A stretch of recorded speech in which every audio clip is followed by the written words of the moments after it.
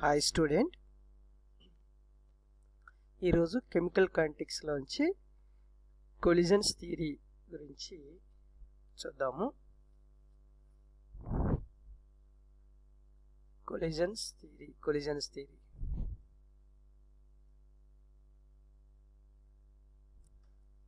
Okay. Give a detailed account of collision theory of reaction rates of gaseous reactions. Okay, bimolecular gaseous reactions అంటే reactants అనేవి two molecules ఉంటాయి, two రియాక్టెంట్సే ఉంటాయి, అప్పుడు వాటిని bimolecular gaseous reactions అంటారు. ఆ two molecules మధ్య జరిగే కొలిజన్స్ గురించి ఇప్పుడు దాన్ని చూస్తున్నాం మనం. Collisions theory.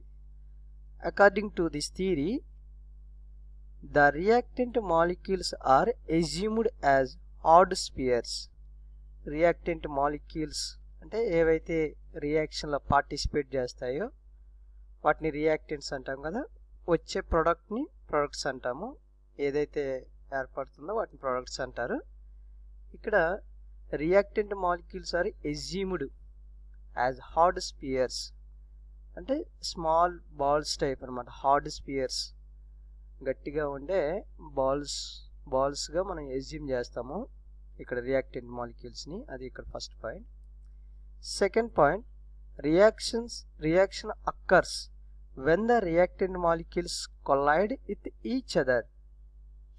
రియాక్షన్ అనేది ఎప్పుడు జరుగుతుందంటే రియాక్టెంట్ మాలిక్యూల్స్ ఏవైతే ఉన్నాయో అవి ఒకదానికొకటి ఢీకొన్నప్పుడు. కొలైడ్ అంటే ఢీకొంటాం.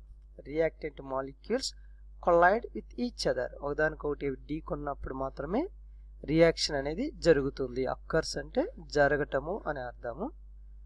రియాక్షన్ ఎప్పుడు జరుగుతుందంటే టూ రియాక్టెంట్ మాలిక్యూల్స్ అనేవి ఒకదానికొకటి కొలైడ్ అయినప్పుడు అంటే ఢీకొన్నప్పుడు రియాక్షన్ అనేది జరుగుతుంది. అది సెకండ్ పాయింట్ మీనింగ్. అలాగే థర్డ్ పాయింట్ చూస్తే the number of collisions per second per unit volume. అంటే ఒక ఎగ్జాంపుల్, ఒక కంటైనర్లో గ్యాస్ తీసుకున్నప్పుడు right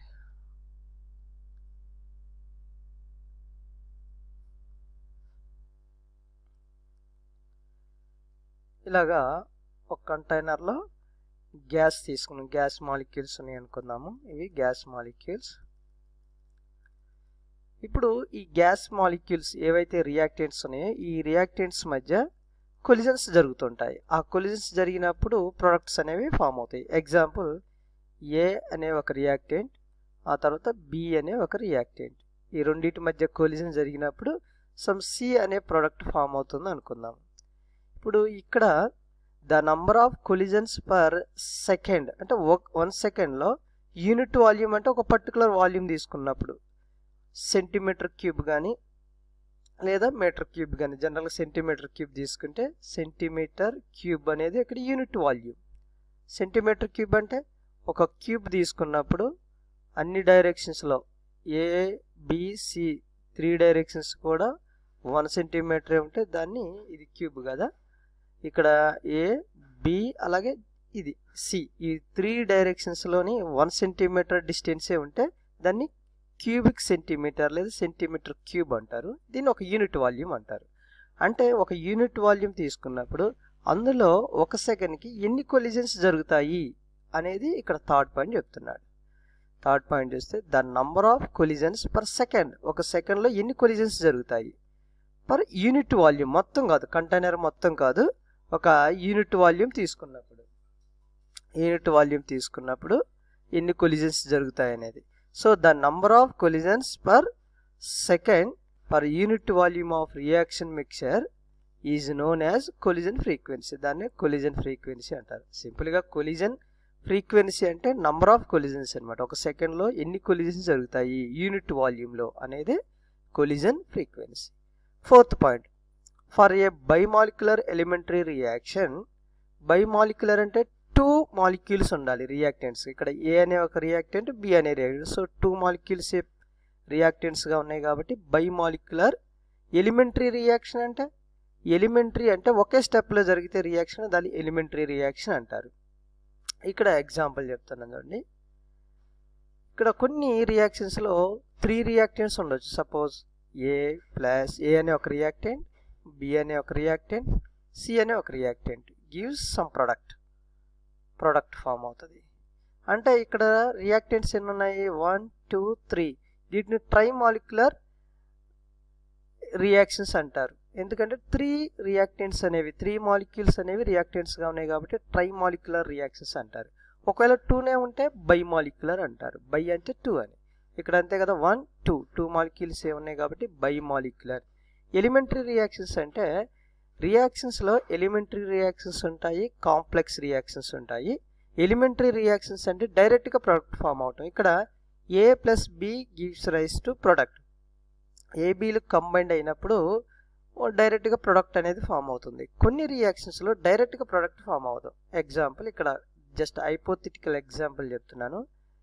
A plus B gives rise to some C. C gives rise to some 2x. ఏదో ఒక example. After that this 2x converts to finally product అనమాట.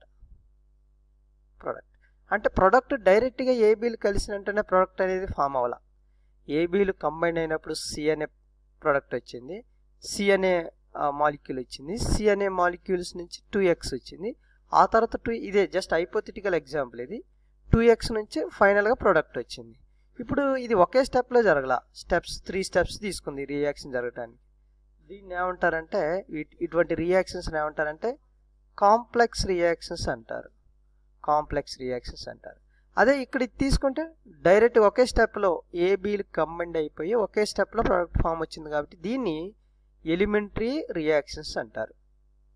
So that is the difference between elementary reactions and complex reactions. Okay, right.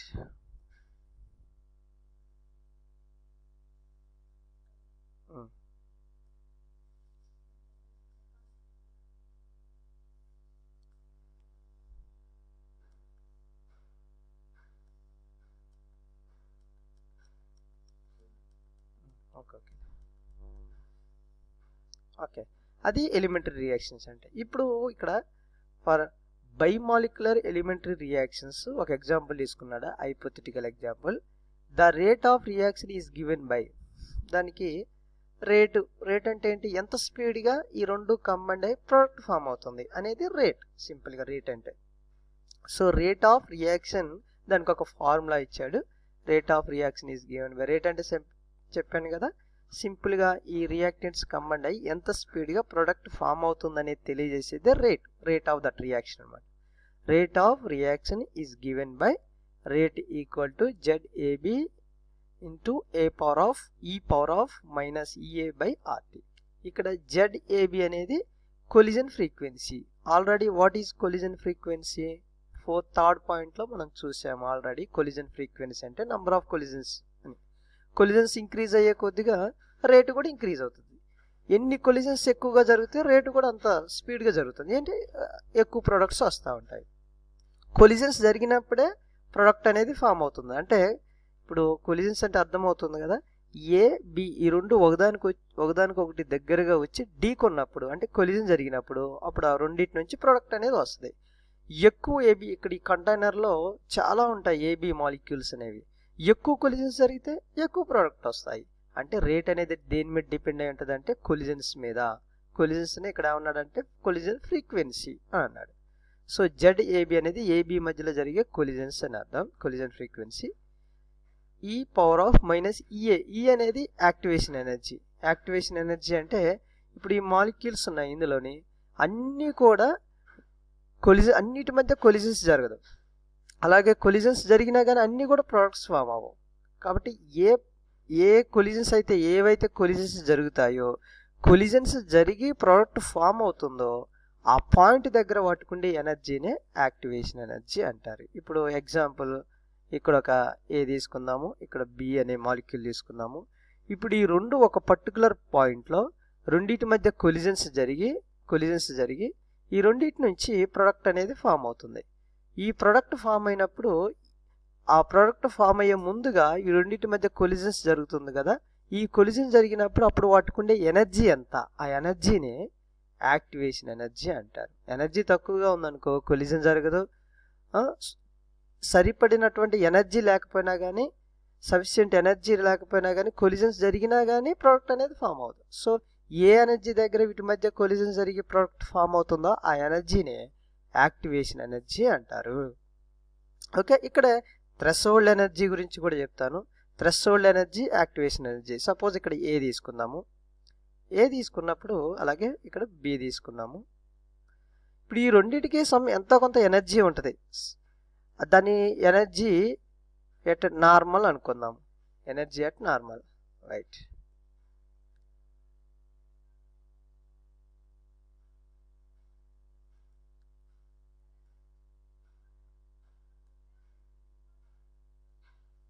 Okay, ఇప్పుడు ఏకి normal కండిషన్లో దానికి ఎంతో కొంత energy ఉంటుంది కాబట్టి దాన్ని ఈఎన్ అనుకుందాము.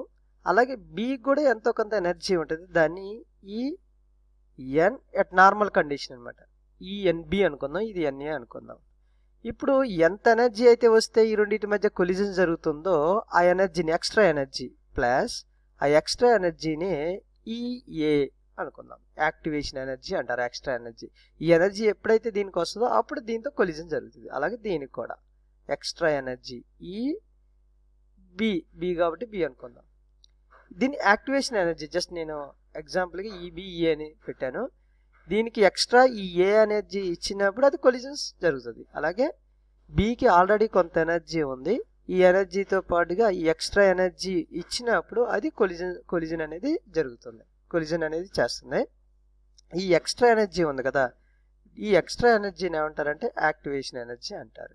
ఇప్పుడు నార్మల్ ఎనర్జీ ప్లస్ ఈ యాక్టివేషన్ ఎనర్జీ ఈ రెండింటిని కలిపి థ్రెషోల్డ్ ఎనర్జీ అంటారు.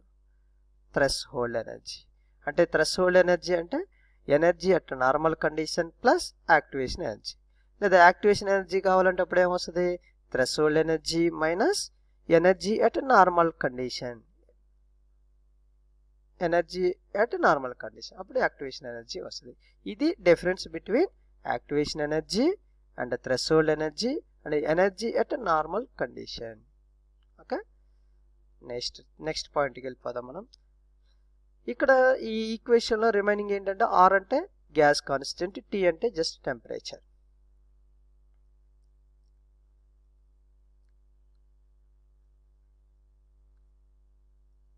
Okay, fifth point, all collisions do not lead a product formation. ఇందాకే చెప్పుకున్నాం కదా, కొలిజన్స్ అన్ని చాలా కొలిజన్స్ జరుగుతాయి కానీ కొలిజన్స్ అన్నిటి నుండి ప్రోడక్ట్ ఫామ్, కొన్ని వీక్ కొలిజన్స్ ఉంటాయి. ఆ కొలిజన్స్ అనేవి ప్రాపర్గా జరిగినప్పుడు మాత్రమే ప్రొడక్ట్స్ అనేవి ఫామ్ అవుతాయి. అదే పాయింట్ ఇక్కడ రాశాడు. All collisions do not lead to product formation. అన్ని కొలిజన్స్ నుండి ప్రొడక్ట్ ఫామ్ అవ్వదు అనేది దాని meaning.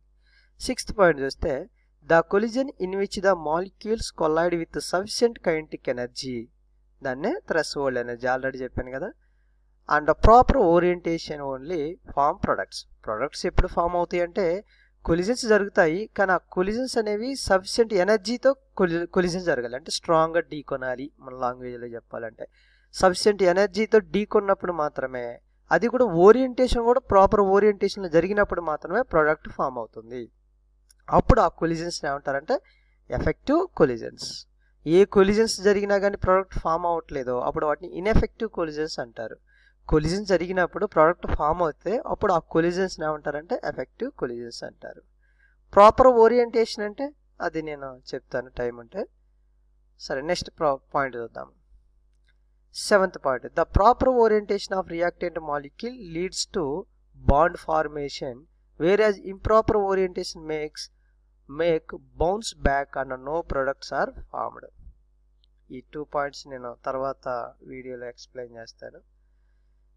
To account for effective collisions, a factor P called probability factor is introduced.